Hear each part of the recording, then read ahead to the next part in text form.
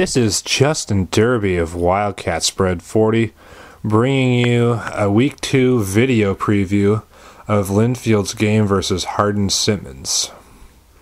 Linfield is fresh off a 30-9 win over Menlo in Week 1, while Hardin-Simmons is coming off a devastating blowout loss to Willamette by a score of 58-34. And to kick off this video preview, here are some thoughts of Linfield coach Joseph Smith on Hardin-Simmons at Linfield's press conference this week. Well, first of all, it's a story program, and they're tough-minded, great pride, and so they'll be. In some ways, that hurts us in playing so poorly. They'll be fired up and ready to go for us. I have no doubt. They'll compete, and they're well coached. It'll be tough. That's a story program, so they'll be ready to go, and I expect a well-fought, very tough, close game. Absolutely. As I mentioned, I think their first game was a little bit of an anomaly. I think they're much better than that, and I'm not going to attempt to explain it. That's their game. But from what we've seen on film, they're a very good team, and we know historically they are, so we expect nothing less. Well, the only thing that really helps is just gives us some look at a throwing offense against their defense, so it may help you better prepare for that. But I think it has a lot of negatives as well, because it exposes some weaknesses that they will fix and address, and so it's a mixed bag of pros and cons. Well, you'd like to just keep getting those turnovers, obviously, and I think that's something I was really pleased with our defense on Saturday, is the concerted effort they took to strip the football and tackle the football appropriately. And that's an area of emphasis we've had all preseason in our tackling fundamental technique, with good form tackling. And if we keep doing that, the turnovers will come, in terms of fumbles. Interceptions are a product of your coverage and the pressure combined, so you can't get those. Those come with good scheme and then good execution of it, but the fumbles are something we can keep attacking and keep emphasizing, and I hope to make that a priority all season. And on that note, let's start off this preview by taking a look at Hardin-Simmons. Starting with the Hardin-Simmons offense. Hardin-Simmons offense was a bit hit and miss against Willamette, as they were held to 62 yards of offense in the first half, and they got their 13 points by way of a defensive touchdown and a special teams touchdown. They finished the game, however, with 334 yards of offense, showing in the second half that they have big play explosion capability, both through the air and on the ground. The first one to look for Hardin-Simmons against Linfield will be quarterback Logan Turner, who in the loss to Willamette went 21 of 36 for 248 yards with 1 touchdown and 4 interceptions. Leading the ground attack for Hardin-Simmons is running back Tevin Mitchell, who had 18 carries for 94 yards and 2 touchdowns against Willamette in the loss. A very respectable line. The numbers for their offense were okay, but the big thing for the Hardin-Simmons offense in that first game was the 6 turnovers against Willamette. When your defense is playing bad against somebody and then you go out and turn the ball over 6 times, you just guarantee a loss. It's a guaranteed loss. That's something they'll have to clean up if they want to be able to take down Linfield. Panning over to Linfield, we'll start out by looking at Linfield's offense. Linfield was a bit hit and miss themselves in their opening game against Menlo, but that had more to do with the fact that their offense was hardly on the field over the course of the day, and it was the first game of the season where they had their typical Week 1 mistakes. The Linfield offense is led by quarterback Mickey Inns, who last year was first-team All-Conference and this year is a potential All-American. In Week 1 against Menlo, Mickey Inns went 10 of 25 for 172 yards with 2 touchdowns and no interceptions, as well as getting 8 yards on 2 carries, which include a devastating 6-yard run where he plowed over a defender, just blew him up.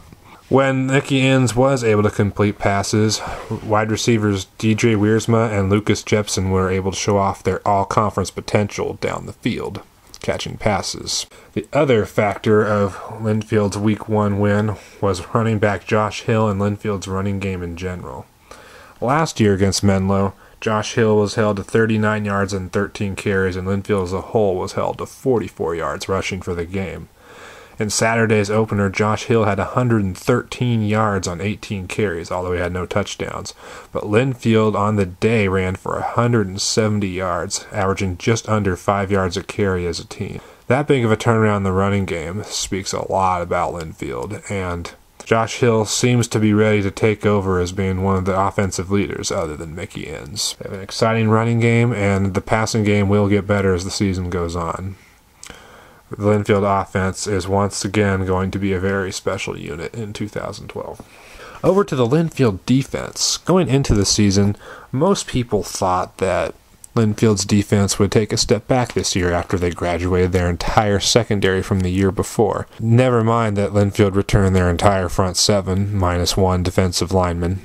And on Saturday, the defense showed once again that in 2012, there is going to be no step back at all from the last 3 seasons. The Linfield defense allowed 265 yards. They forced 4 turnovers and a safety. One of those turnovers was a 79-yard fumble return for a touchdown. And Linfield defense themselves scored as many points as Menlo did for the game. Linfield's front seven was really on display, and the new guys in the secondary showed that they aren't all that bad either. Overall, Linfield's defense is probably the strength of their team, just like last year.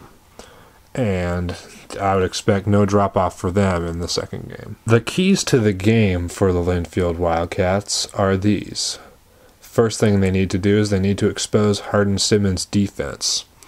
Now, what Willamette did to Hardin-Simmons in Week 1 was borderline school record material.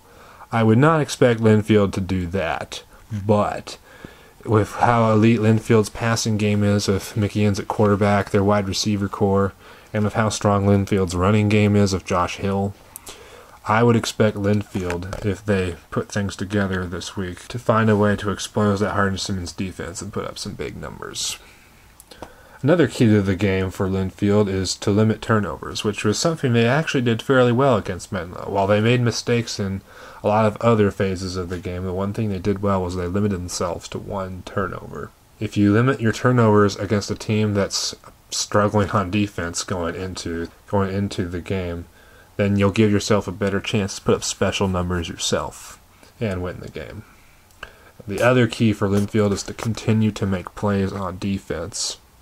Linfield's defensive numbers against Menlo were monstrous, dominant, one of the best opening game defensive performances in Linfield history. Not the best, but one of.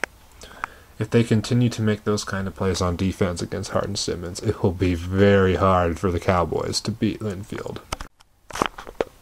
I have 2 keys to the game for Hardin-Simmons if they want to give themselves a chance to upset 5th-ranked Linfield in Week 2. The first one is the defense needs to force turnovers.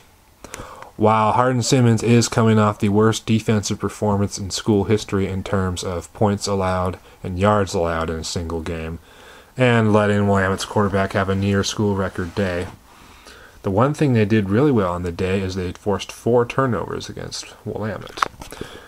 Now, I do not expect Linfield to put up those same kind of numbers offensively, but if they are able to force turnovers against Linfield like they did Willamette, they give themselves a good shot at pulling off the upset. Which leads to the other key of the game I have for Hardin-Simmons is limiting their turnovers on offense. In the second half against Willamette, Hardin-Simmons' offense showed that they have explosive, big playability on offense, both running the ball and passing the ball. The difference was, in that game, they had 6 turnovers. If you turn the ball over 4 to 6 times against Linfield, there will be no happy ending for you. So if Hardin-Simmons wants to be able to get an offense established on Linfield, they have got to limit their turnovers.